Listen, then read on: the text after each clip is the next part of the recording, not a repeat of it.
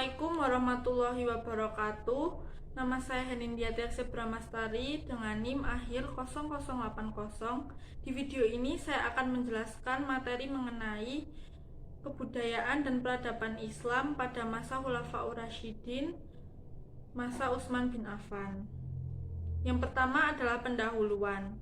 Di sini telah disampaikan bahwa dalam perkembangannya, kebudayaan dan peradaban Islam dibagi menjadi 3 periode, yaitu periode klasik, periode pertengahan, dan periode modern.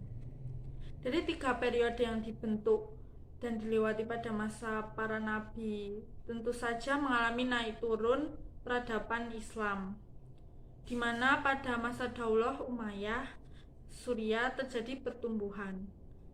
Ketika dinasti Abbasiyah, Baghdad, dan Umayyah Spanyol berada di masa puncak dan terjadi kemunduran mulai dari periode pertengahan sehingga menyadarkan umat Islam untuk bangkit pada periode modern.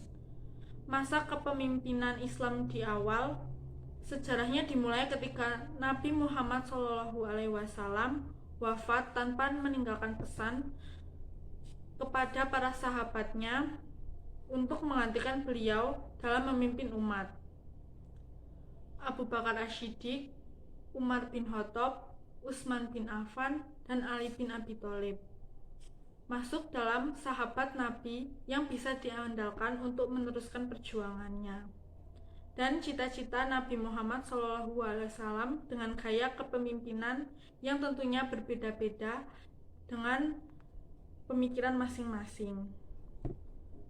Para Khulafaur Rasyidin yang terpilih sebagai pemimpin pengganti Rasulullah SAW secara demokratis dilakukan oleh para sahabat Nabi dengan cara yang hampir sama pada keempatnya. Karena hal itu termasuk hal yang paling penting. Kemudian rumusan masalahnya mencakup: pertama, apa maksud dari Khulafaur Rasyidin? Kedua, siapakah Utsman bin Affan itu? Ketiga, bagaimana kebudayaan dan peradaban Islam pada masa kepemimpinan Utsman bin Affan? Kemudian kita beralih ke pembahasan materinya. Pertama, Khulafaur Rasyidin. Khulafaur Rasyidin merupakan khalifah atau pemimpin umat Islam yang mengemban tugas memegang kepemimpinan selepas Nabi Muhammad SAW wafat. Namun, tidak langsung membuat Rasulullah terlupakan begitu saja. Para khalifah ini sendiri ada 4 orang, yaitu Abu Bakar As-Siddiq yang menjabat selama kurang lebih 2 tahun, Umar bin Khattab yang menjabat selama kurang lebih 10 tahun, Ali bin Abi Thalib yang menjabat kurang lebih selama 6 tahun, dan Utsman bin Affan memiliki masa pemerintahan yang lebih lama dari khalifah yang lainnya. Dalam menjalankan ini semua, mereka Khulafaur Rasyidin tentunya dengan mengingat apa yang pernah mereka lihat dan pelajari ketika Nabi Muhammad SAW mengatur urusan-urusan umat dan juga bagaimana beliau bertanggung jawab pada umat. Karena bagaimanapun juga mereka semua pernah hidup bersama dengan beliau. Demi meneruskan amanah yang ada, para Khulafaur Rasyidin ini pun mengerahkan tenaga dan segala jerih payah yang menuntun pada para umat muslim. Dalam memilih para khalifah ini juga diputuskan secara musyawarah, karena semua umat memiliki hak dan kontrol pengawasan terhadap seorang khalifah diakui secara syariat.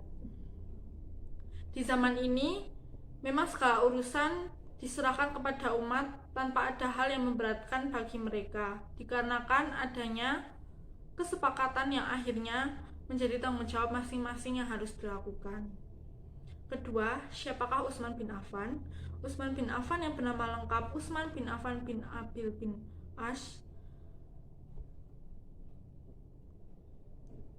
yang lahir pada 579 Masehi dari keluarga yang cukup berpengaruh dan kaya pada masa suku Quraisy dari silsilah Bani Umayyah. Utsman bin Affan sendiri adalah khalifah yang ketiga setelah Abu Bakar As-Siddiq dan Umar bin Khattab. serta merupakan salah satu dari 10 sahabat para nabi yang masuk surga. Juga satu dari 6 orang anggota majelis syura yang menjadi kandidat khalifah. Akhirnya beliau pun terpilih menjadi khalifah atas hasil kesepakatan dari kaum Muhajirin dan Ansor. Utsman bin Affan memulai pemerintahannya sejak 644 sampai 656 Masehi atau 23 sampai 25 Hijriah. Di masa pemerintahannya, ekspansi wilayah terus dilakukan dan menghasilkan beberapa wilayah seperti Afrika dan Eropa. Kemudian yang ketiga, seperti apa kebudayaan dan peradaban Islam pada masa Utsman bin Affan? Selama pemerintahannya, Utsman bin Affan telah melakukan banyak perubahan beserta kebijakannya dengan mengangkat anggota bawahan yang berasal dari anggota keluarganya untuk memegang jabatan publik yang sudah pasti strategis. Karena hal inilah banyak menilai jika Utsman bin Affan itu melakukan nepotisme, sehingga banyak ingin yang menjatuhkannya, bahkan ada yang ingin membunuhnya. Di 6 tahun pertamanya dalam memimpin, kerajaan Islam berhasil diperluas, yang dimana itu telah menciptakan keamanan, keterampilan, ketentraman, dan keharmonisan masyarakat. Namun pada 6 tahun kedua terjadi kekacauan yang ditandai dengan memberikan orang-orang Umayyah posisi kekuasaan serta terjadi kekacauan. Meskipun begitu, berbagai jasa dan upaya Khalifah Utsman membuahkan hasil yang positif. Misalnya, beliau membangun angkatan laut sehingga tentara muslim yang akan menyeberangi laut dan menyeberangkan Islam di luar Jazirah Arab bisa ke sana. Karya besar Utsman lainnya yang didedikasikan untuk umat Islam adalah penyusunan Al-Quran. Pengaturan ini dimaksudkan untuk mengakhiri perbedaan serius dalam cara membaca Al-Quran. Dikatakan bahwa ketika mengirim ekspedisi militer ke Armenia dan Azerbaijan, perselisihan tentang cara membaca Al-Quran muncul antara tentara muslim. Beberapa direkrut di Suriah dan yang lain di Irak. Ketua Majelis Kompilasi Al-Quran adalah Zaid bin Sabit yang mengumpulkan kitab-kitab Al-Quran, termasuk Hafsah, salah satu istri Nabi. Selanjutnya, Dewan membuat beberapa salinan teks Al-Quran untuk dikirim ke daerah gubernur sebagai panduan yang benar untuk masa depan. Dalam hal budaya, Utsman bin Affan telah membangun bendungan besar untuk mencegah banjir dan mengatur distribusi air di kota, membangun jalan raya, jembatan, masjid, wisma dalam berbagai bentuk, dan memperluas Masjid Nabawi di Madinah. Ekspansi pada masa Utsman bin Affan di dua bidang, yaitu pertama, penumpasan pemberontakan dan pemberontakan yang terjadi di beberapa negara yang berada di bawah kekuasaan Umar seperti Roma dan Persia, yang menambah dendam karena beberapa daerah mereka ditaklukkan oleh kaum muslimin, termasuk fitnah yang disebarkan oleh kaum Yahudi dari suku Kainuka dan Nadir, serta oleh Abdullah bin Sabah. Pemberontakan ini menyebabkan kematian Khalifah Utsman pada 35 Masehi. Kedua, penyebaran Islam yang terus berlanjut di daerah-daerah yang sampai di sana telah menghentikan penyebaran Islam pada masa Umar. Ketiga, penindasan kemaksiatan selama pemberontakan di daerah-daerah pembangkang, khususnya Khurasan dan Alexandria.